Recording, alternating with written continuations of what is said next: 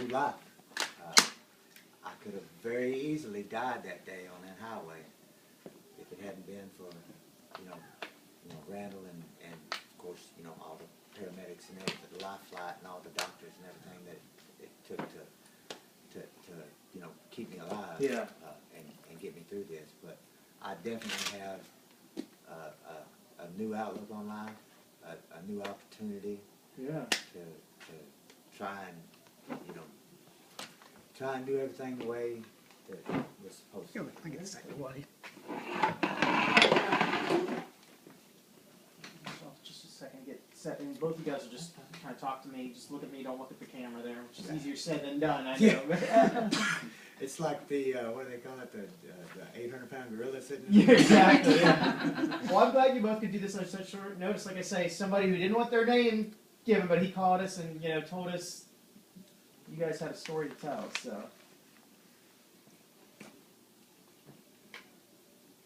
And especially with that hit and run driver still being out there, I think that's the good part of it too. Get some. I have a description of the truck.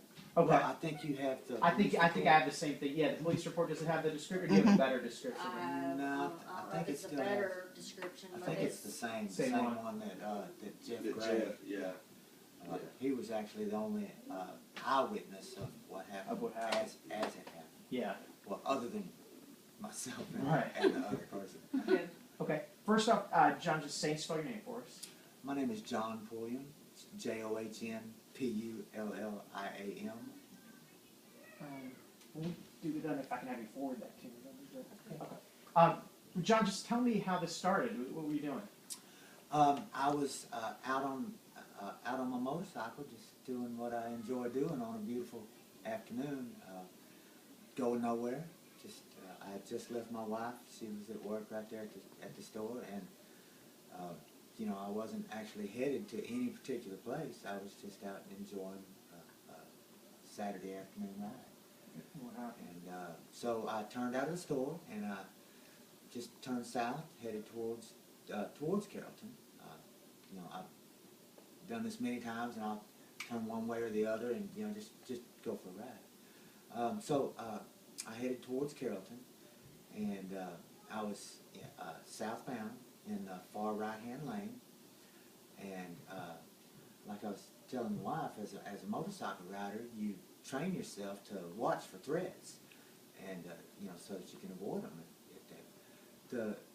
That vehicle just didn't seem to be a threat, and then all of a sudden they were right there in front of me, and I attempted to stop and to swerve, and the bike laid down, and I slid into them, and my motorcycle went like this, and I hit the truck like that, and Jeff Gray, who was the eyewitness that was across the street, locking up his shop there at TCR Towing, said that he heard my tires squealing, and he turned and he looked, and that my body actually flipped over the truck. I didn't really perceive that, but I know I flipped and I tumbled, and when I came to a stop, I didn't have any other physical damage, no head trauma.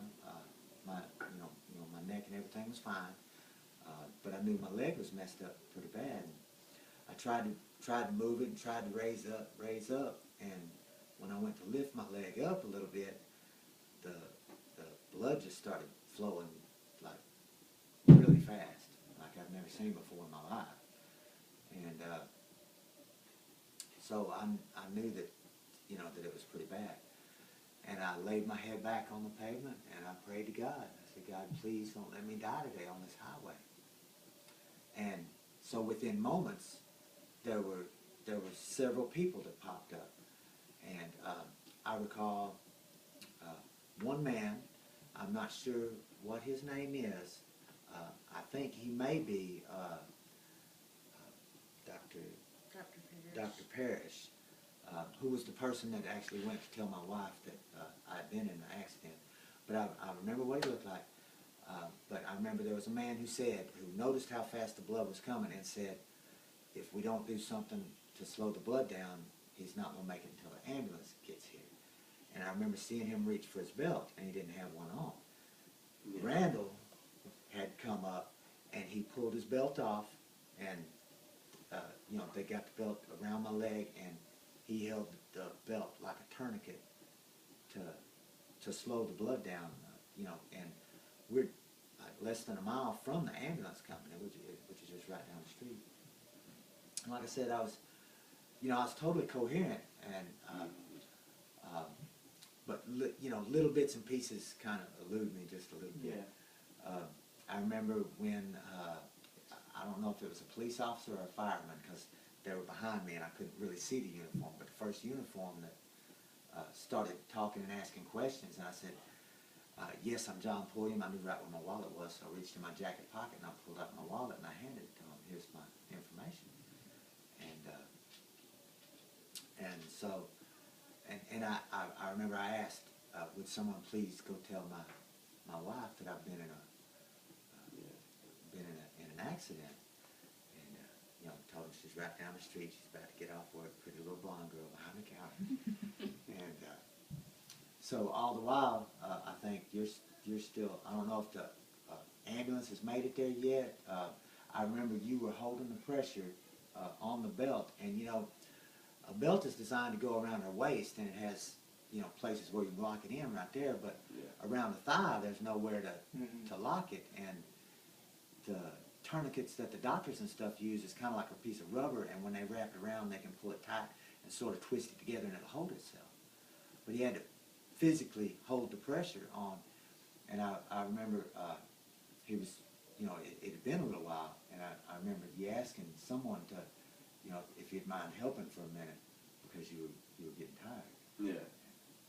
Randall, just tell us what you saw, what happened from your end, what you saw, how you just sort of drove up on this, or was... Yeah, me and my wife were headed away from Carrollton, headed northbound on 27, and you know, we encountered a lot of vehicles slowing down and pulling off on the side.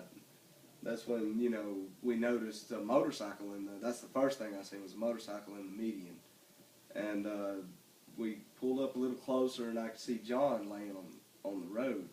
Well, I didn't know anything yet, you know, and we get a little closer and I could see where he's bleeding really badly. So, you know, we pull over and everything, and I tell my wife to stay in the car, you know, and everything. So I run from the car out and hollered, make sure that somebody had called somebody to come, you know, and